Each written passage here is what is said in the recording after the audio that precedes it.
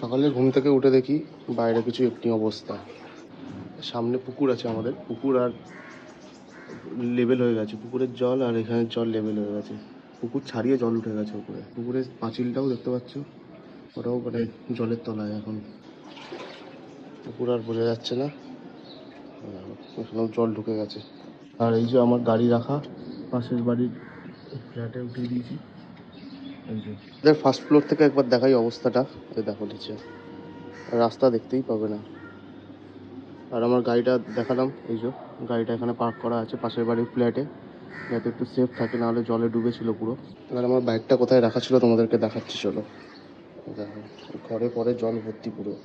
আর এই জায়গাটা আমার বাইকটা ছিল পুরো মানে ফগ লাইট অবধি, লেগ গার্ড অবধি পুরো ডুবে গেছে, তাই জন্য ওটাকে পাশের বাড়ির ফ্ল্যাটে রাখা হয়েছে যাতে একটু সেফ থাকে। তো এই অবস্থা দেখতে পাচ্ছ। আর এখানটা তো একটু ডিপ আছে, কারণ এটা একটু ঢালুতে রাস্তার থেকে, তো এখানটা আরও ডিপ আছে। কীভাবে ছিল গাড়িটা আমি তোমাদের ফুটেজ অ্যাড করে দিচ্ছি, দেখে নাও।